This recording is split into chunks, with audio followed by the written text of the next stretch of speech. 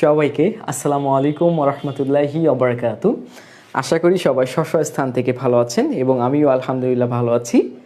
আজকে হচ্ছে আমাদের পাস্ট পারফেক্ট কন্টিনিউয়াস টেন্স।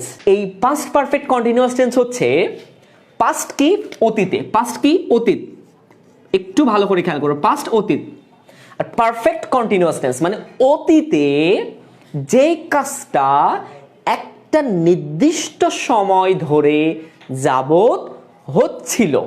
ভালো করে খেয়াল করো, অতীতে একটা নির্দিষ্ট সময় যাবত বা ধরে অথবা একটা নির্দিষ্ট সময় থেকে বা হইতে একটা কাজ চলতেছিল, চলমান ছিল, সেটা হলো past perfect continuous tense.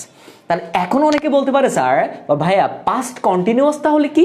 Past continuous অতীতে চলতেছিল, কোনো নির্দিষ্ট সময় থেকে ছিল না, সিম্পলি চলতেছিল। যেমন সে ক্রিকেট খেলতেছিল, সে গাইতেছিল, সে পড়তেছিল, এই যে ছিল, অতীতে কাজটা চলতেছিল, এটা হলো পাস্ট কন্টিনিউয়াস টেন্স। বাট যখন হবে একটা নির্দিষ্ট সময় থেকে, যেমন সে 20 মিনিট যাবত খেলতেছিল, 2 ঘন্টা যাবত পড়তেছিল, 3 ঘন্টা যাবত লিখতেছিল, এই যে একটা সময় বেঁধে দিয়েছি, তখন হবে এই যে পাস্ট পারফেক্ট কন্টিনিউয়াস টেন্স। আশা করি ক্লিয়ার হয়েছে। যাবত বা ধরে বোঝালে আমরা ইউজ করব ফর, এটা আমি ক্লিয়ার করে দিচ্ছি। আচ্ছা, আমি এখন স্ট্রাকচারে আসি। আমরা প্রথমে কি দিব? Subject plus had been. আচ্ছা, প্রেজেন্ট পারফেক্ট কন্টিনিউয়াস টেন্সে ছিল হ্যাভ বিন অথবা হ্যাজ বিন। হ্যাভ বিন সব জায়গায় বসবে, কিন্তু হ্যাজ বিন বসবে এই সাবজেক্টটা যদি থার্ড পারসন সিঙ্গুলার নাম্বার হতো বা হয়। এটা প্রেজেন্ট পারফেক্ট কন্টিনিউয়াস টেন্সের কথা বলতেছি, ক্লাসগুলো করে নিও।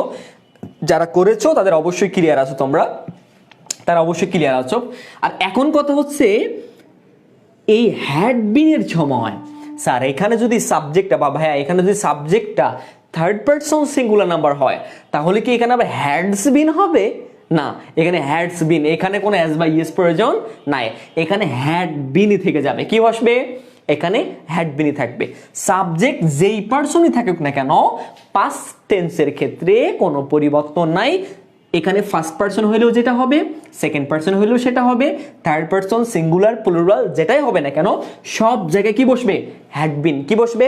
Had been. আচ্ছা, তাহলে এটা হলো কি পারফেক্টের জন্য হ্যাভ বিন, মানে পাস্ট পারফেক্টের জন্য হ্যাড বিন। ক্লিয়ার? পাস্ট পারফেক্টের জন্য হ্যাড বিন। আর এই যে কন্টিনিউয়াস মানে কি বসে? কন্টিনিউয়াস মানেই ভার্বের সাথে আইএনজি থাকবে, অর্থাৎ ভার্বের বেস ফর্মের সাথে, ভার্বে অনের সাথে আইএনজি প্লাস এক্সটেনশন। সবাই ক্লিয়ার? ভার্ব অনের আইএনজি প্লাস এক্সটেনশন। আর আইএনজি সব সময় ভার্বের একদম প্রেজেন্ট ফর্ম, বেস ফর্মের সাথে আইএনজি করতে হয়।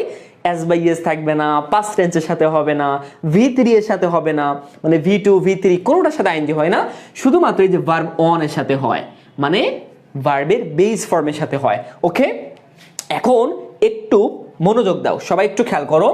এখন আমি যদি বলি বাংলাতে বলি, খেয়াল করো, বাংলাতে বলবো তাহলে বুঝতে সুবিধা হবে। দেখো, আমি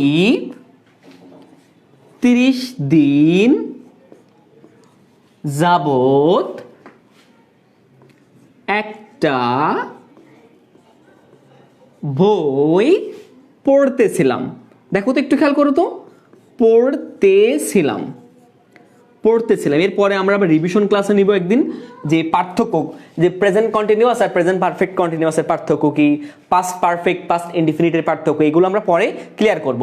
আচ্ছা, এখানে দেখো আমি একটা লিখলাম, এটা 1 নাম্বার একটা এক্সাম্পল দিলাম, যে আমি, আচ্ছা 1 নাম্বার না, জাস্ট একটা স্টার্ট দিয়ে লিখি, নাম্বার টাম্বার কিছু না, একটা স্টার্ট দিয়ে লিখলাম যে আমি 30 দিন যাবত একটা বই পড়তেছিলাম। আমি 30 দিন যাবত একটা বই পড়তেছিলাম। দেখো তো, এই 30 দিন যাবত আমি অতীতে, এই যে পড়তেছিলাম মানে কি, এই পড়া কাজটা অতীতে চলতেছিল। কত সময় যাবত? 30 দিন যাবত। এখন 30 দিন ধরে অথবা 30 দিন যাবত, অথবা ফ্রাইডে থেকে আমি পড়তেছিলাম, 1972 সাল থেকে আমি পড়তেই আছিলাম, খেলতেই ছিলাম, বসবাস করতেই আছিলাম। এইটা হলো পাস্ট পারফেক্ট কন্টিনিউয়াস টেন্স। এখন আমি এটাকে ট্রান্সলেট করব কিভাবে? দেখো, আমি 30 দিন যাবত একটা বই পড়তেছিলাম, তাহলে আমি, আই, সাবজেক্ট কি? আই। এখন যেহেতু অতীতে কাজটা 30 দিন যাবত চলতেছিল, মানে একটা নির্দিষ্ট সময় একটা নির্দিষ্ট ডিউরেশনের মধ্যে চলতেছিল। ডিউরেশনের যাবত বা ধরে বোঝাচ্ছে। তাহলে এখানে হ্যাড বিন, আই হলো কি এই যে সাবজেক্ট, এবার হ্যাড বিন বসবে, I had bin, I had বিন। এখন এখানে ভার্ব কোনটা বলো তো? এই যে পড়া হলো ভার্ব, পড়তেছিলাম পড়া, তাহলে রিড, রিডের সাথে কি হবে? আইএনজি হবে। আমার বিশ্বাস তোমরা আমার সাথে সাথে উত্তর করতে পারবা। I had been reading, I had been reading একটা বই, তাহলে a book, a book, I had been reading a book. এবার কি বলতেছে দেখো, 30 দিন যাবত। এখন এই যে যাবত বা ধরে, যাবত বা ধরে বুঝালে আমরা ইউজ করব ফর। এই যাবত বা ধরে বুঝালে আমরা ইউজ করব কি? ফর। এই যে ফর। এখন 30 দিন, তাহলে ফর 30। এখন যেহেতু একের অধিক হয়েছে, একদিন হইলে 1 ডে, বাট 2 হইলে 2 ডেজ, এখানে 30 ডেজ। তাহলে দেখো I had been reading a book for 30 days. আমি 30 দিন যাবত একটা বই পড়তেছিলাম। এখন আমি যদি বলি আমি 2 দিন যাবত ক্রিকেট খেলতেছিলাম, তাহলে আই হ্যাড বিন, প্লের সাথে ING, I had been playing cricket for 2 days. বোঝাতে পেরেছি? আশা করি এইভাবে তুমি এখানে পরিবর্তন করতে পারবা। জাস্ট সাবজেক্ট পরিবর্তন করবা, আর হ্যাড বিন থেকে যাবে, এই যে ভার্বটা পরিবর্তন করবা, ভার্বের উপর ডিপেন্ড করে যে এক্সটেনশন হবে সেটা পরিবর্তন করবা। আর এখানে সংখ্যা কত দিন যাবত, কত দিন ধরে, বা কত মাস, বা যাই হোক, এটা পরিবর্তন করবা। শেষ। দেখো অনেক পরিবর্তন করে তোমরা অনেক অনেক বাক্য তৈরি করতে পারবা। এখন সবাই কি ক্লিয়ার, বুঝতে পেরেছো? সবাই কি ডান? একটু প্লিজ আমাকে একটু জানাও। আচ্ছা, এখন যদি নেগেটিভ করতে চাও তাহলে হ্যাড নট করে দিবা, নট বসিয়ে দিবা, had not been reading. Clear? I had not been reading a book for 30 days.